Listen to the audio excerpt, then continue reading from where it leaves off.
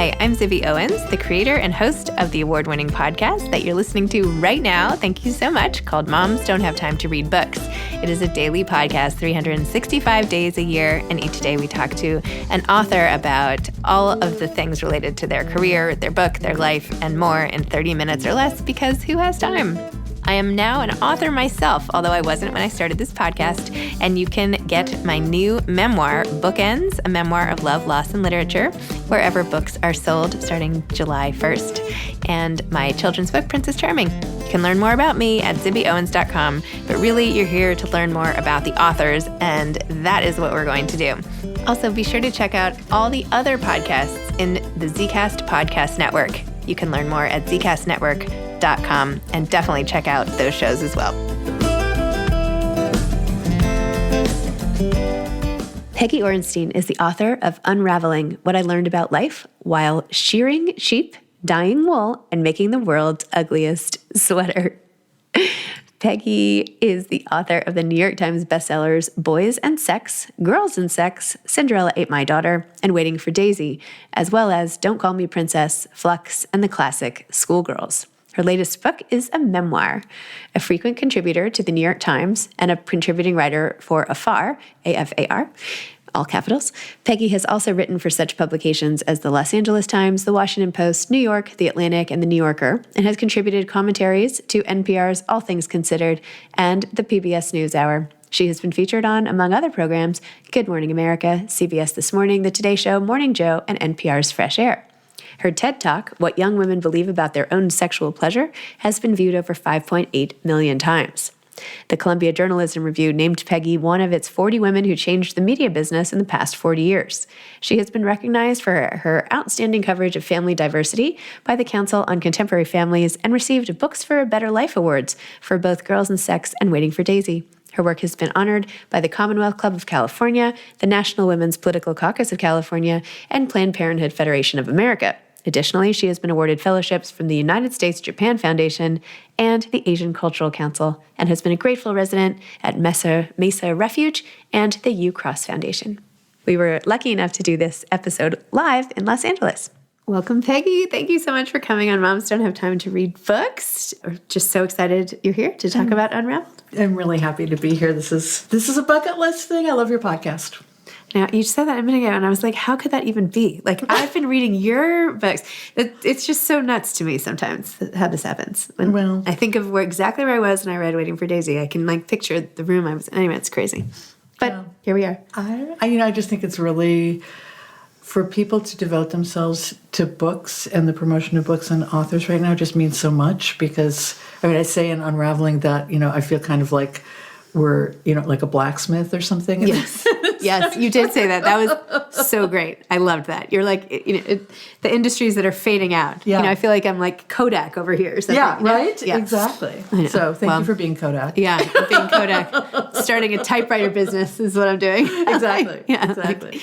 Yeah. Okay, so tell listeners about your book. What's it about? Why did you write it? So Unraveling, the kind of hook for Unraveling is that I decided during lockdown when life came to a screeching halt and everybody was, stress baking and making their sourdough and doing this, I thought, I know what I'll do.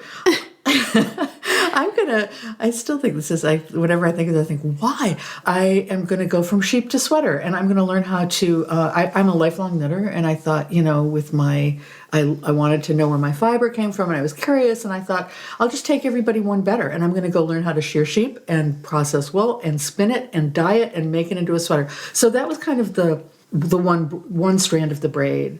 But what the book is really about underneath that is, confronting midlife as a woman and my daughter leaving home and getting ready for the empty nest and my parents' decline, my mom. It's a lot about mothers and daughters and about fathers and daughters, as it turned out, which was kind of a surprise to me, but because my dad was declining. And so that's a whole thing. And then the other piece is that it became about, the history of women's work and textiles and all they mean to us and all they mean to our planet and all, color and all this kind of crazy lore and everything. So it was sort of all these things braided together. Wow. And that came off great. I mean, you're an expert knitter of all kinds. It's awesome. What you referenced your dad, I mean, the scene where you were talking about FaceTiming him and how he didn't realize that you weren't there and how he would ask for, like, can you pass the water? And you're like, oh, Dad, I can't reach it. I know. Oh. And I'll tell you, he died a few months ago. Oh, no. Yeah. I mean, he was 96. I know, but still, it doesn't ever make it better. No, it really doesn't. And I will say, I mean, one of the things about doing these, kind of weird old-time arts is they're very slow. Mm-hmm. And so one of the things that I had to do was card fleece, which maybe you did, like, when you were a kid at some, like, Renaissance festival or something with two things that look like dog brushes. I did not do that. But take the fleece and you got to get it all organized so that you can spin it, and it's really boring, and you can only do a little at a time. So I did, like, I did the first one, and then you make it into this little cigar-shaped puff, and it took me 10 minutes, and you need 579 of those to make a sweater. So I thought, okay, this one took me 10 minutes, and I need 579, and that means it's going to take me the rest of my life. And so while I was doing that, I mean, I knew this book was going to be a lot about mothers and daughters. I knew it was going to bring me close to my mom. I knew it was going to be about my relationship with my daughter, because we learned these things. We learned to knit. We learned to crochet. We learned all these things from our moms, from our grandmothers.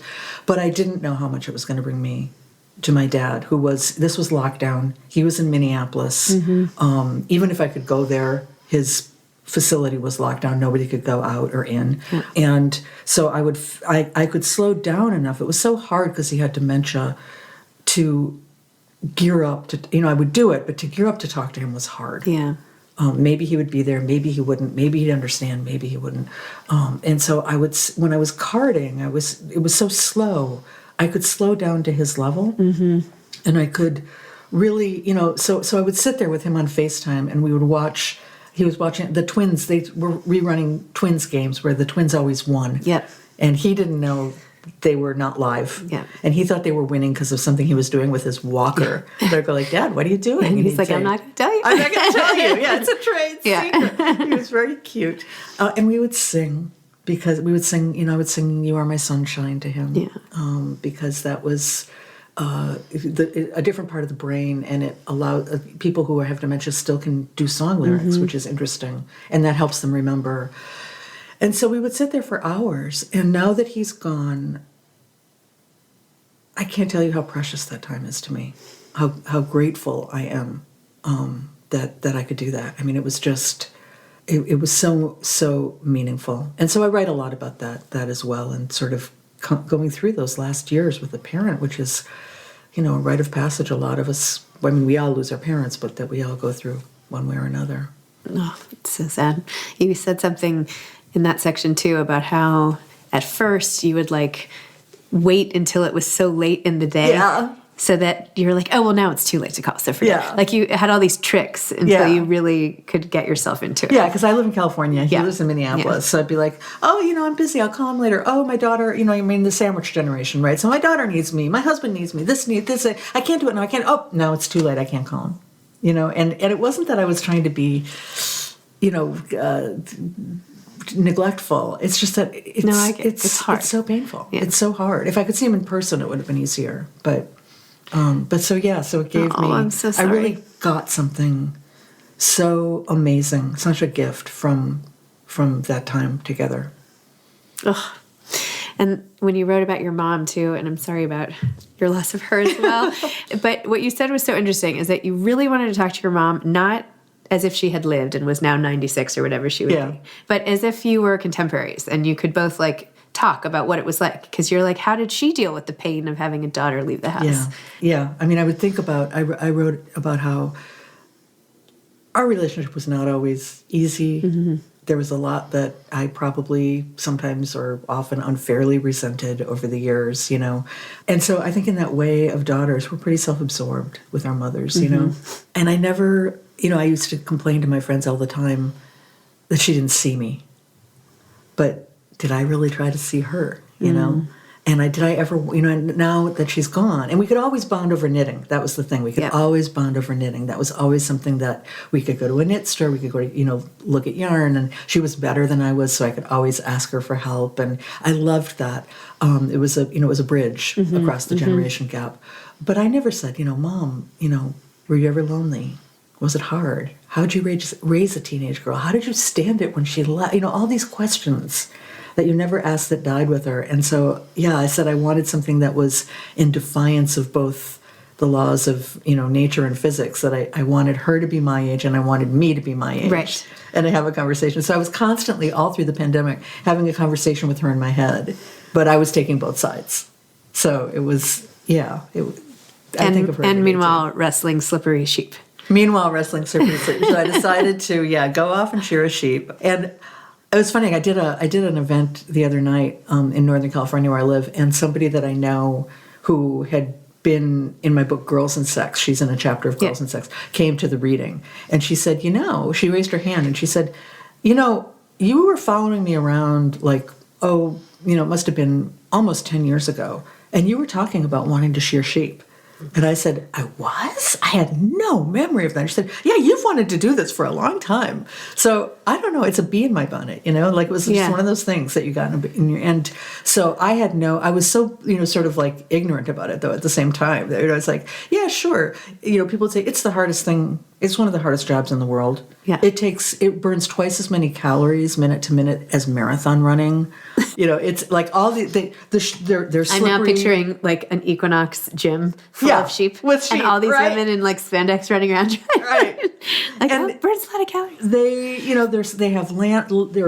They have lanolin all over them, so they're slippery. Yeah. They weigh more than you do, and they have hooves. And it doesn't hurt them. I want to be clear. It doesn't hurt them. Yeah, it's a haircut. But it's just a haircut. But they don't want, they don't want to be there. And they've got hooves, and they kick. Yeah. And you have this hot, whirring blade with no safety.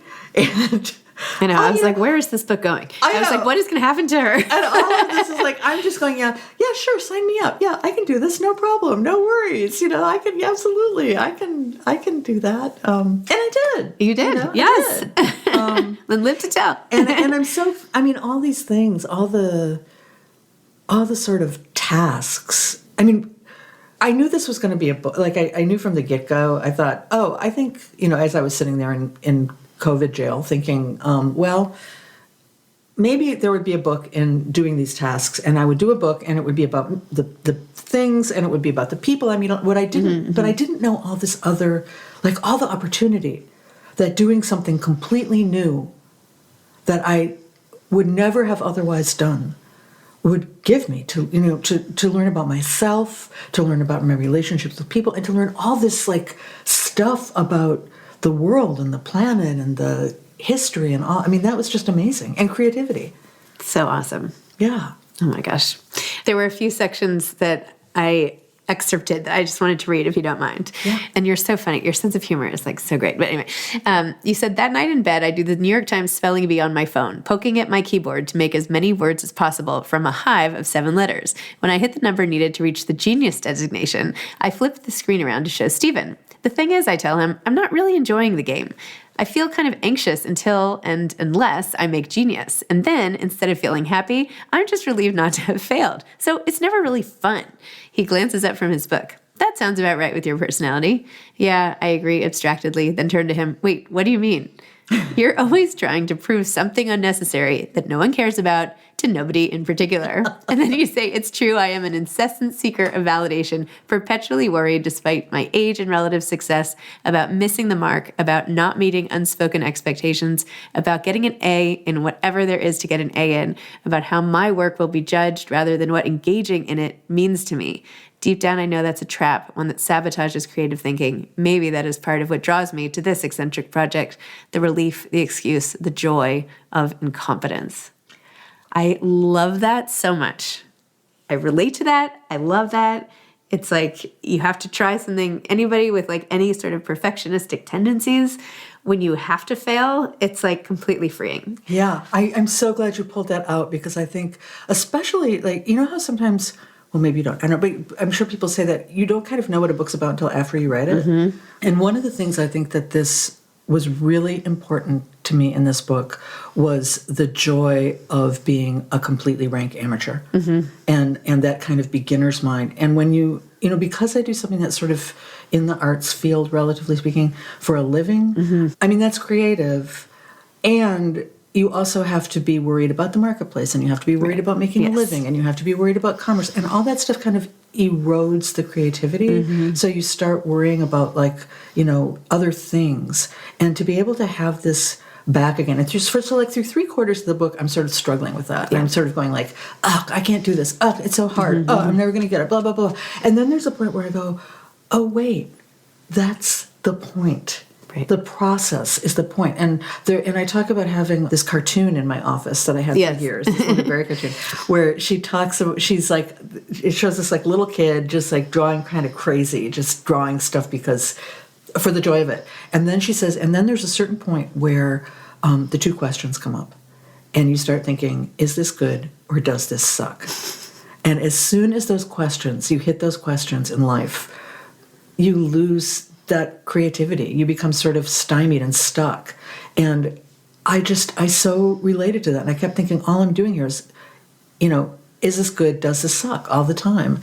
And then there's this other idea that I came across as creative mortification, which is my other, mortification is like death, right? Yes. And it's about, and this is great for parents, I think. Which I hadn't even realized more, but anyway. Right? Yes. Right? It's the same root. And so, and I thought about this a lot as a parent, that for all of us, there's something, it's the idea that you do this thing that you love, whatever it is, whether it's playing basketball or drawing or your music or whatever the thing is, and you're a little kid, and somebody suddenly gives you a too harsh critique. And that's it. Yep. We've all had that, right? You put it down, and that's the end. Yes. And you don't do it again. And so what I learned was, instead of asking, is this good, does this suck, to say things like, wow, what worked here? What would I like to do differently next time? What would it mean if I tried this thing? And not that you go, I also talk about how, you don't want to do something totally inappropriate. There's creativity means that it's original and appropriate. So, you wouldn't, if you paved your driveway with salami, that would be original but inappropriate, So you don't want to be paving your driveway with salami.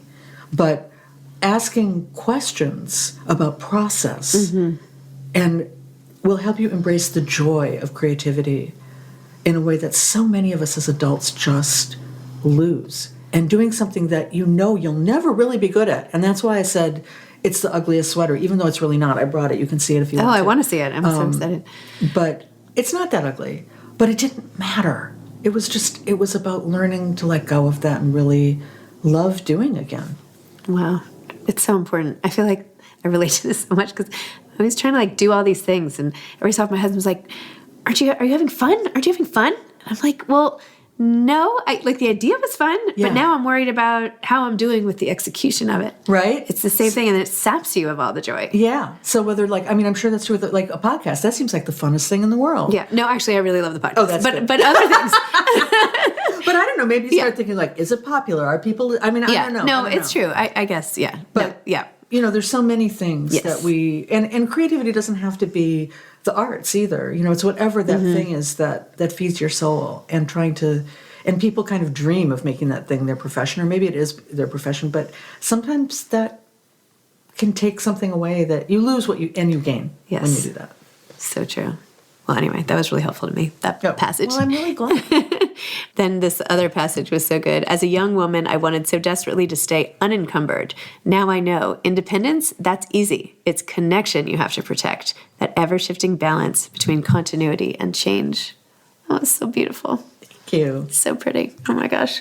All these little nuggets of wisdom, you just scatter them throughout.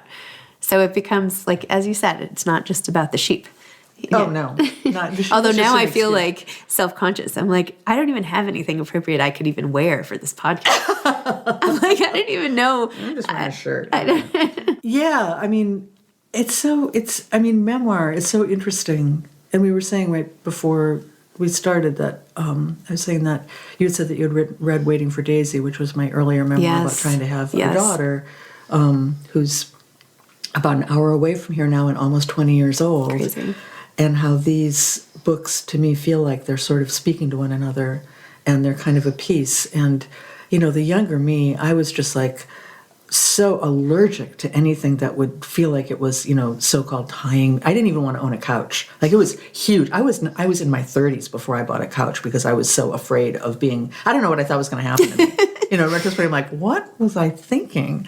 And I really had to learn and I think in a way, that thump of stopping during lockdown, for those of us who didn't get sick, for those of us who were financially secure, the worried well, there was some good thinking that went on there.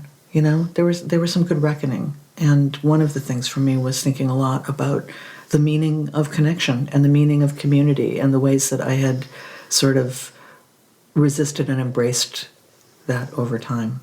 And how you said how COVID, you were even more connected to some friends, and yet at the same time completely disconnected. Yeah, right. Because you had all these friend Zooms. And, you're like doing all these Zooms where you're, because you think, what if you never see somebody? There was that period. It's almost in a way already fading. That where it was I can't believe it even happened. Right. So intense. Did that happen? I don't know. Maybe I dreamt it. And we thought, what if you lose? You don't know if you're ever going to see people again. And so we would have all these, you talk. I just connected with everybody that I loved, and you're having these soulful, Zoom sessions where you're saying you love somebody, and then you realize you've been on mute for the last 10 minutes. but at the same time, and so you're feeling like such love and connection, and yet there's the screen, and you can't. I mean, it was just. I don't know. It's a wild time to look back on. It's true. Yeah. Actually, Kyle, I know you just met him, and his mom and grandmother died of COVID. Oh, I'm so sorry. I know. We did lose people. My dad got COVID, and it was remarkable. And I talk about that too. I know. He was okay though. Yeah, but not fully recovered. You said no. He did not fully recover, but he did recover. He went home. I mean, he broke his pelvis. Yeah. He was like the one of those weebles, that wobble but don't for a long time. A long time. Oh my gosh, crazy times that we lived through. So now that the book is out and you have essentially the bookends of your thing, of your oeuvre, let's just say, with all this nonfiction, amazing nonfiction in between, where do you see the rest of your writing going?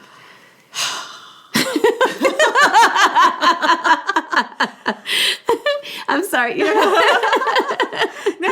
It's big sigh. It's interesting. People kind of. I've gotten a little bit of. People making fun of me a little bit because I did 2 books on teenagers and sex, and then I did a book on textiles.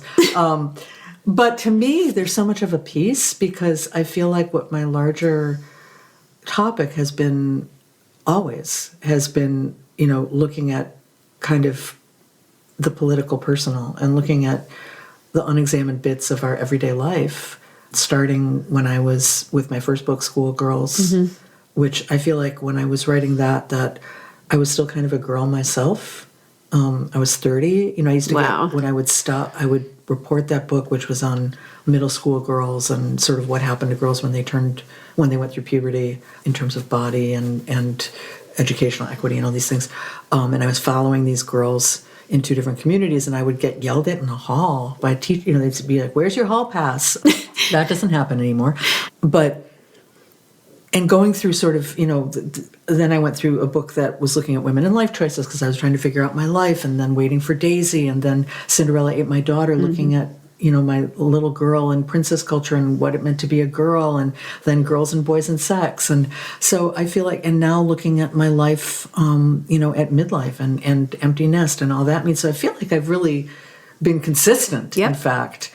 And I guess if I was going to say continue to be consistent, I'd be looking at what the next phase is in our lives as women and what that means and what isn't examined around that. Maybe you're going to do sex in midlife. I've thought about that, or I've thought about just looking at how are we going to age? I've thought about that. I don't know. Yeah. Or I loved doing this kind of experiential thing. I would love to just be like a George Plimpton type character and just go do weird stuff and write about, report back on. So I don't know.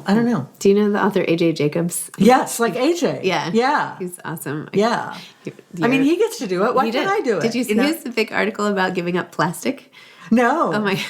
So he wrote this whole thing. It was like a 3-page thread in the New York Times about how he tried to go a whole day without touching anything that had to do with plastic. Oh. Which included his phone. What about his clothes?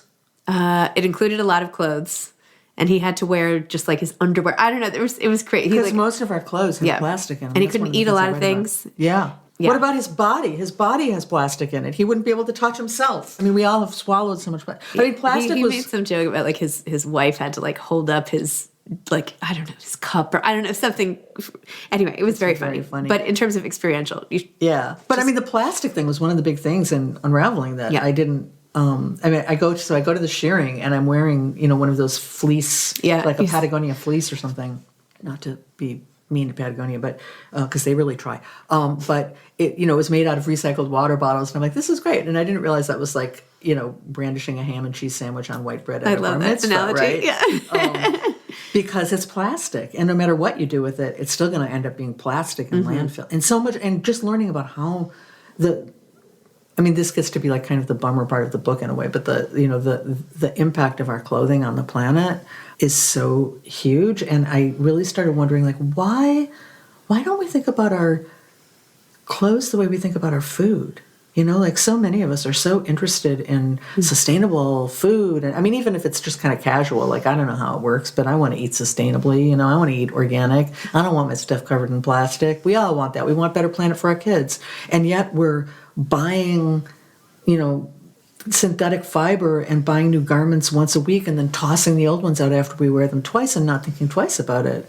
So, I mean, when I really looked into it, it kind of made me want to take to my eco-certified bed, but you also kind of have to know. And the good news is, and I wrote about this actually, I just wrote a New York Times piece. I read it. Yeah, about sort of how women have always used needlework as a vehicle for political voice, which is really important. I mean, there's a reason why when Trump was elected, one of the first acts of collective protest was to knit hats. That's like a really tried and true historical way for women to express dissent.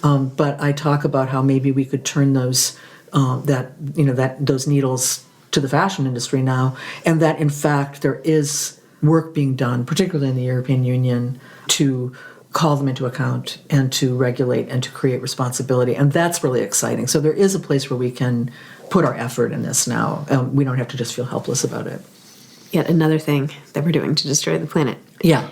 It's like, now I have another thing. I know. It's that I'm going to worry about. It's okay. It's okay. Because you got to know. And now you can actually, there's things we can do. And there's things that we cannot do. You don't have to shop at Zara. You can, there's other things that we can do. And it really changed me. I mean, I have to say, I had no interest or clue, frankly, about any of that. And it changed how I buy clothes. It changed how I wear clothes in ways that I really I buy less. I value it more. I keep it longer. The way people used to. And that's okay. Yeah. Amazing. Yeah. Do you have any advice for aspiring authors? I think that people tend to think that people who do this for a living or people who've done it for a long time or people who've written a bunch of books do it easily. Like that, it's no big deal. I just sit down and write a book. Whereas I feel the same kind of terror, dread, anxiety, and certainty that I can't do it every day, just the way, the way that new author. The only difference is that I recognize it as part of the process more because I've done, and I have a little more faith that, although I always halfway through every book think, I can't do this book isn't going to happen.